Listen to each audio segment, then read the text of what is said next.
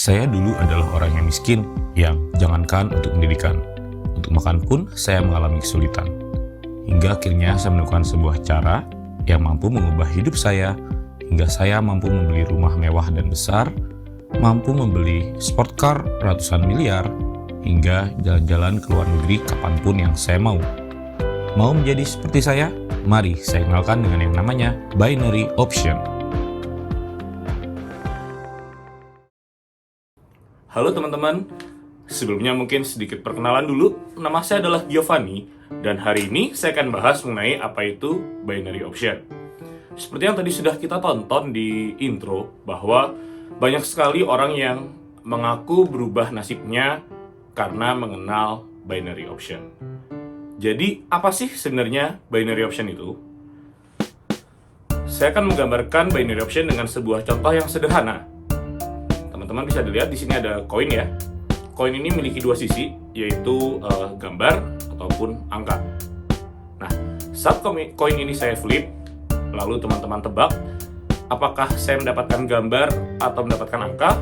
Jika tebakan teman-teman benar, maka teman-teman akan mendapatkan hadiah atau mendapatkan return sesuai dengan yang teman-teman tanamkan atau teman-teman taruh.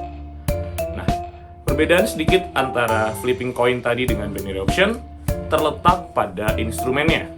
Kalau di flipping coin tadi kita menggunakan koin sebagai instrumen, sedangkan di binary option rata-rata kita menggunakan yang namanya falas atau valuta asing atau foreign exchange. Nah, kalau seperti itu, apakah tepat jika binary option disebut sebagai sebuah investasi, sebuah trading, atau jangan-jangan ini yang biasanya kita kenal dengan nama judi, menjanjikan kemenangan, judi, menjanjikan kekayaan. Ya, saya memiliki berbagai alasan kenapa saya menyamakan binary option dengan judi. Alasan yang pertama adalah binary option dan judi memiliki sifat yang sama dalam arti reward. Reward dalam binary option dan dalam judi bersifat cash or nothing. Kita bisa menang untung besar, atau kita buntung atau kalah secara besar juga. Jadi berbeda dengan trading ya. Kalau trading ini saat kita nilainya turun, kita masih memiliki value atas aset atau atas sesuatu yang kita miliki, tidak menjadi serta-merta menjadi nol. Tapi dalam binary option, yang terjadi adalah saat kita gagal atau salah menebak, nilai kita berkurang menjadi nol atau berkurang sesuai dengan kekalahan yang kita pasang. Alasan yang kedua adalah binary option dan judi memiliki persamaan dalam bentuk objek.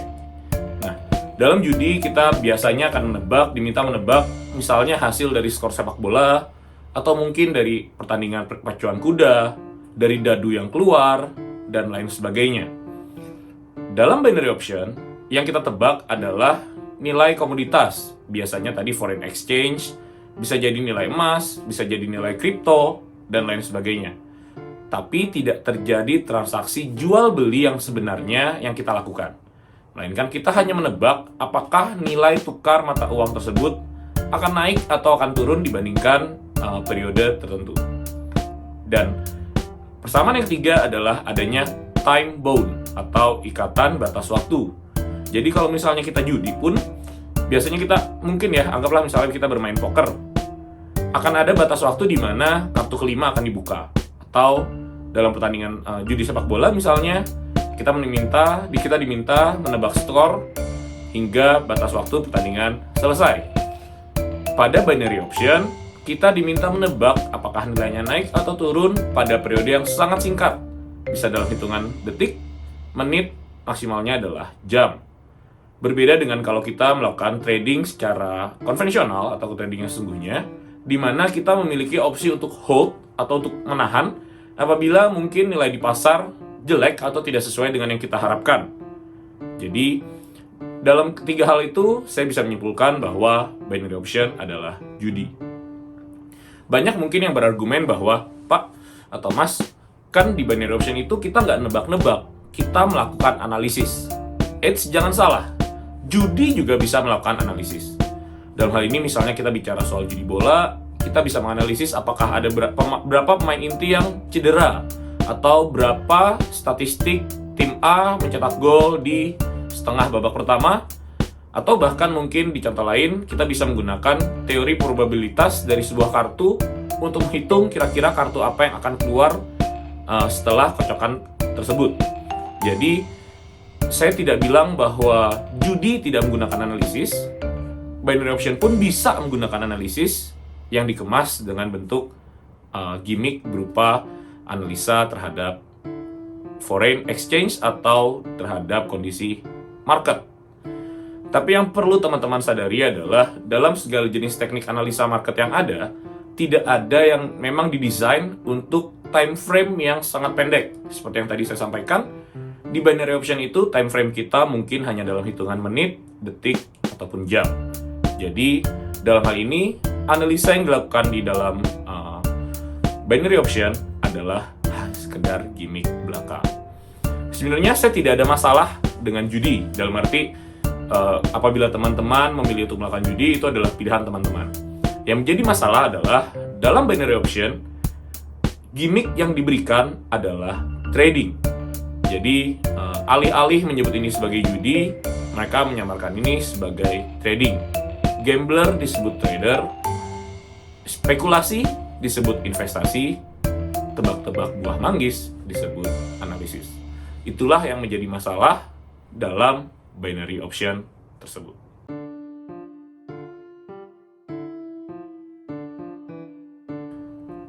Lalu bagaimana kita membedakan mana yang benar-benar trading dan mana yang binary option?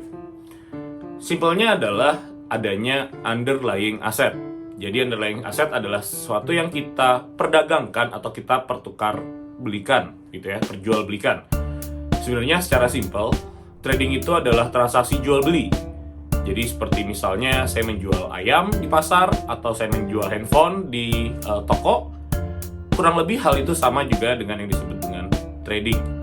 Nah, semakin kesini, istilah trading semakin spesifik kepada instrumen perdagangan yang memperdagangkan mengenai instrumen keuangan seperti saham, seperti emas, seperti foreign exchange atau mata uang asing. Begitu juga dengan cryptocurrency. Perbedaan yang mendasar sekali lagi adalah underlying asetnya. Dalam binary option, kita tidak membeli aset tersebut. Kita hanya menebak apakah nilainya akan menjadi lebih tinggi atau lebih rendah. Sedangkan saat kita trading, kita memiliki aset tersebut, sehingga kita juga tidak dipaksa untuk menjual aset tersebut jika harganya tidak sesuai dengan yang kita inginkan. Apakah artinya trading tidak memiliki risiko? Tetap, trading adalah sebuah instrumen investasi yang penuh risiko. Kenapa? Sebuah perusahaan atau sebuah saham yang kita beli di Bursa Efek Indonesia pun bisa nilainya turun berkali-kali lipat dari pertama kali launching. Tapi pada intinya, pada akhirnya, lembar saham itu masih menjadi milik kita. Sehingga suatu saat kalau misalnya terjadi perbaikan dalam perusahaan dan nilai saham itu menjadi lebih tinggi, kita tetap bisa mungkin mendapatkan profit. Berbeda dengan binary option di mana saat kita gagal atau kita salah menebak pergerakan harga, kita kehilangan semuanya. Salah satu cara paling mudah untuk melihat perbedaan binary option dengan trading adalah dengan melihat timbal baliknya. Contoh dalam sebuah trading adalah misalnya saya membeli satu lembar atau satu mata uang USD di harga Rp1.000. Setelah saya beli Rp1.000, besokannya ternyata turun menjadi Rp900 dan saya jual. Pada saat itu kerugian saya hanyalah Rp100. Jadi dari modal yang saya keluarkan adalah Rp1.000, saya jual di harga Rp900, maka saya rugi Rp100.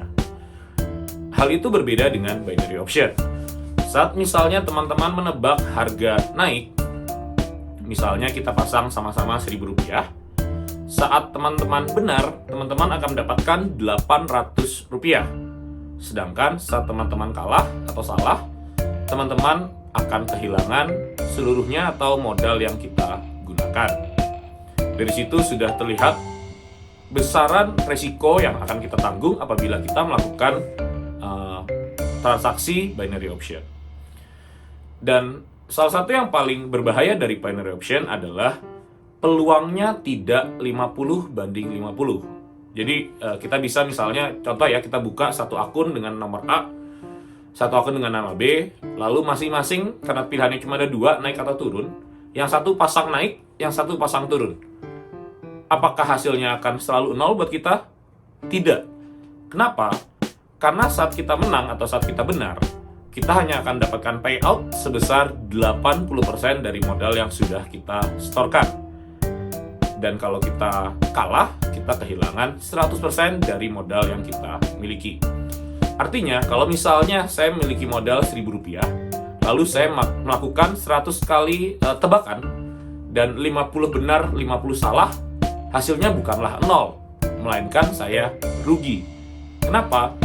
50 kali salah atau kalah, saya akan hilang sekitar 50 kali 1000, yaitu 50.000.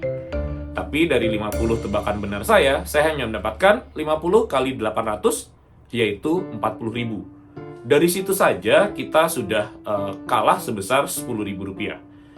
Dan dalam hal ini, untuk mendapatkan nilai BEP atau break even point, balik modal, kita harus menang atau harus benar minimal 56 kali dibandingkan 44 kali kekalahan. Dalam hal itu, artinya sekali lagi, dalam binary option nilainya tidak 50-50 atau tidak 50/50. Nah, apakah teman-teman mau mempercayakan uang teman-teman pada instrumen seperti itu? Binary option juga bukanlah investasi karena tidak ada nilai yang tersisa apabila investasi tersebut gagal atau tebakan kita salah. Jadi, kalau bukan trading dan bukan investasi, maka yang tersisa adalah judi. Oke, sekian dari saya. Sampai jumpa di video selanjutnya.